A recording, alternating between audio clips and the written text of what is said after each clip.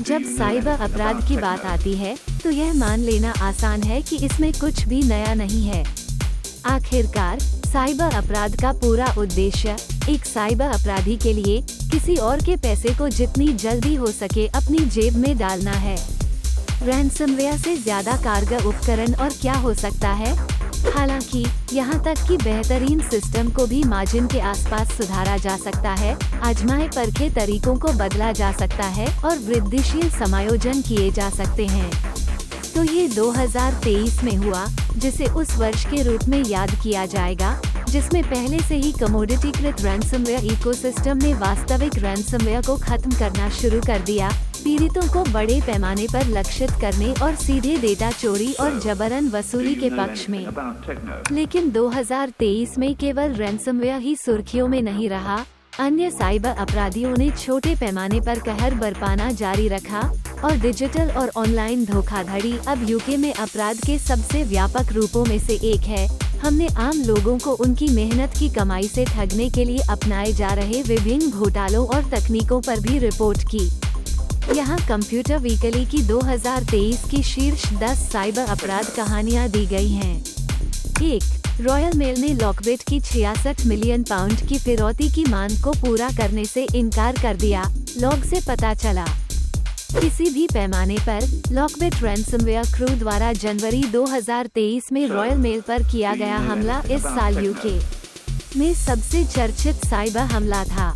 ये घटना, जिसके बारे में अब हम जानते हैं कि हीथ्रो हवाई अड्डे के पास एक प्रमुख वितरण केंद्र को निशाना बनाया गया था, ने संगठन की अंतर्राष्ट्रीय शिपिंग सेवा को पनगु बना दिया और उपभोक्ताओं और व्यवसायों दोनों को विदेशों में पत्र और पार्सल भेजने में असमर्थ बना दिया।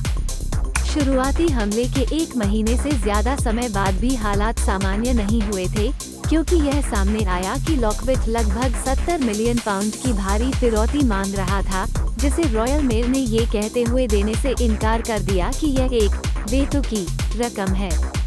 रॉयल मेल ने तब से सुधारात्मक उपायों पर 10 मिलियन पाउंड से ज्यादा खर्च किए हैं। 2.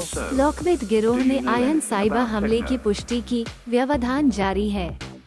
लॉकबिट 2023 में सबसे अधिक उत्पादक ऑपरेटरों में से एक था, हालांकि शीर्ष कुत्ते के रूप में इसकी स्थिति को वर्ष के अंत में नाटकीय रूप से चुनौती दी जानी थी, जैसा कि हम देखेंगे। जनवरी के अंत में लॉकबिट ने वित्तीय सॉफ्टवेयर के आपूर्तिकर्ता आयन ग्रुप पर हमला करके लंदन शहर में व्यापक व्यवधान पैदा किया, जिससे कई वित्तीय सेवा संगठन महत्वपूर्ण अनुप्रयोगों से वंचित हो गए।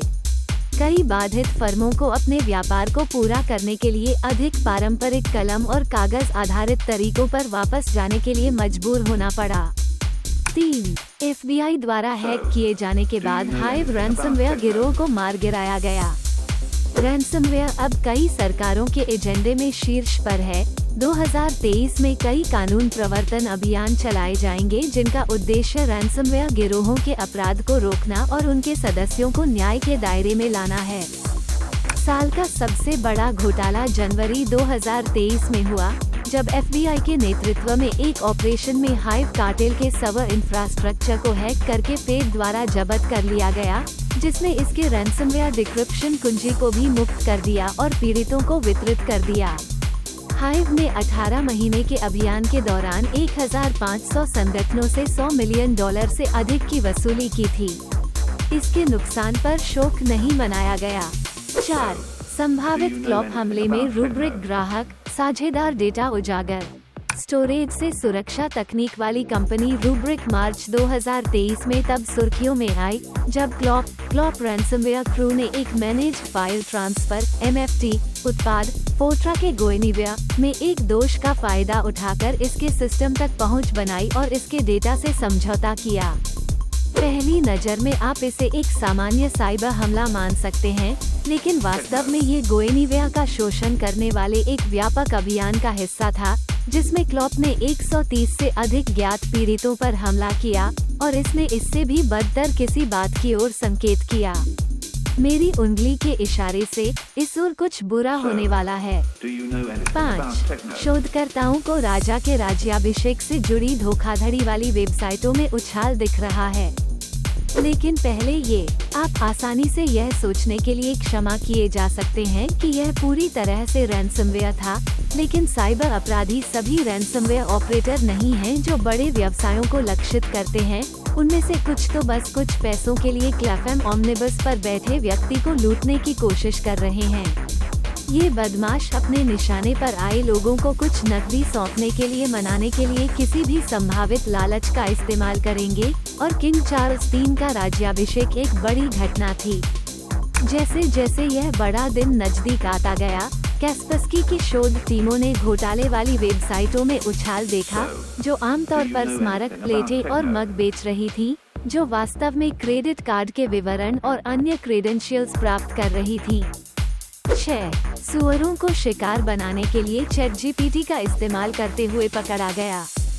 सुअर वध एक अशिष्ट शब्द है जिसका प्रयोग रोमांस घोटाले का वर्णन करने के लिए किया जाता है, जिसमें लक्ष्य को धोखा देकर किसी नए प्रेम पात्र द्वारा बहकाए जाने के बाद क्रिप्टो मुद्रा के रूप में साइबर अपराधियों को अपना पैसा सौंप दिया जाता है। 2023 में इन घोटालों ने ChatGPT जैसे जनरेटिव आर्टिफिशियल इंटेलिजेंस जेनाई चैटबॉट के आगमन के कारण एक नया मोड़ लिया, और अपराधियों ने इन उपकरणों को अपनाने में बहुत तेजी दिखाई। एक मामले में वे तब पकड़े गए जब एक पीड़ित को संदेह हुआ जब उन्होंने गलती से एक AI संदेश कॉपी करके पेस्ट कर दिया जिसमें लिखा था, एक भाषा मॉडल के रूप में, मेरे पास मनुष्यों जैसी भावनाएं या संवेदनाएं नहीं हैं। 7. MOVEit SQL इंजेक्शन 0 डे के शिकार लोगों की संख्या बढ़ी। ये सबसे बड़ी बात है। मई के अंत में प्रोग्रेस सॉफ्टवेयर ने अपने MOVEit MFT उत्पाद में एक गंभीर 0 डे भेद्यता का खुलासा किया और उसे पैच किया, लेकिन इससे पहले क्लॉप रैनसमवेयर क्रू ने इसे कई तरह के लक्ष्यों के खिलाफ इस्तेमाल किया था। अगले हफ्तों में BBC, बूट्स, ब्रिटिश एयरवेज और ऑफकॉम सहित असंख्य पीड़ित सामने आए। कई UK पीड़ितों पर पेरोल और HR सॉफ्टवेयर फर्म जेलिस के जरिए हमला किया गया था। MOVEit हमले विशेष रूप से उल्लेखनीय साबित हुए क्योंकि उन्होंने पीड़ितों के डेटा को एन्क्रिप्ट करने के लिए रैनसमवेयर लॉकर तैनात किए बिना साइबर जबरन वसूली की एक नई प्रवृत्ति की शुरुआत की।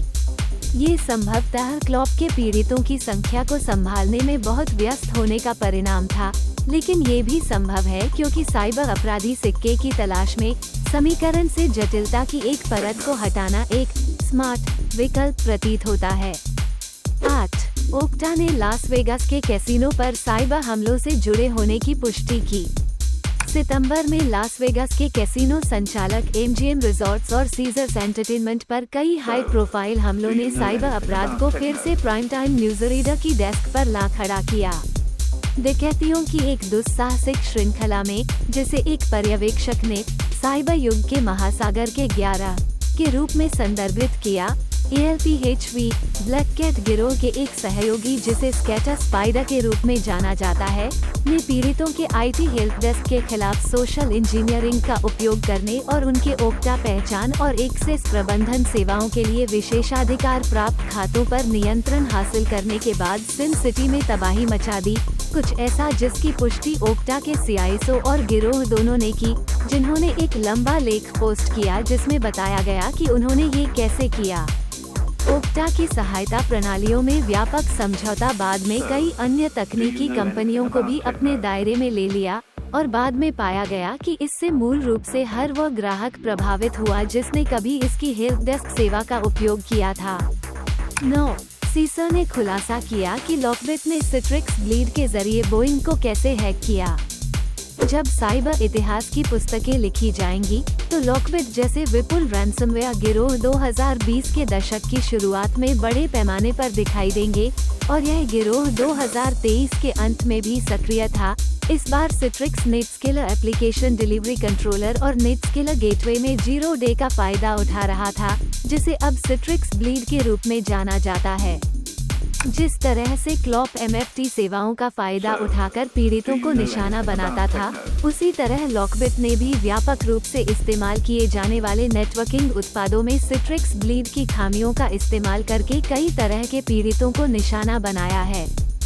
संभवतः इसका सबसे हाई प्रोफाइल लक्ष्य विमान निर्माता बोइंग था, और नवंबर के मध्य में अमेरिकी साइबर एजेंसी सीसा ने इस बारे में विस्तृत विवरण प्रकाशित किया कि लॉकहीड बोइंग पर हमला करने में कैसे सक्षम था। 10. रायसीडा गिरोह ने ब्रिटिश लाइब्रेरी का सैकड़ों गीगाबाइट डेटा चुराया। हम 2023 का अंत उसी तरह करेंगे जैसे हमने इसकी शुरुआत की थी, एक प्रतिष्ठित ब्रिटिश संस्थान ब्रिटिश लाइब्रेरी पर एक विनाशकारी साइबर हमले के साथ, जिसे हाल ही में रायसीडा रैंसमवेयर गिरोह ने निशाना बनाया था। एक घटना जिसने ब्रिटिश लाइब्रेरी के काम में गंभीर व्यवधान पैदा किया और अभी भी जारी है। रायसीडा ने अपने ग्राहक संबंध प्रबंधन डेटाबेस से समझौता किया और लाइब्रेरी के संरक्षकों का 600 गीगाबाइट से अधिक डेटा चुरा लिया। ये डेटा बाद में डार्क वेब पर लीक हो गया। रायसीडा गिरोह एक नया ऑपरेशन है जो पहले से ही अपनी पहचान बना रहा है, और हाल ही में इसने लंदन के एक निजी अस्पताल के सिस्टम पर हमला किया जो शाही परिवार के सदस्यों के इलाज के लिए सबसे प्रसिद्ध है। गिरोह ने दावा किया कि उसने शाही परिवार के सदस्यों का मेडिकल डेटा चुराया है, हालांकि यह संभवतः सच नहीं है।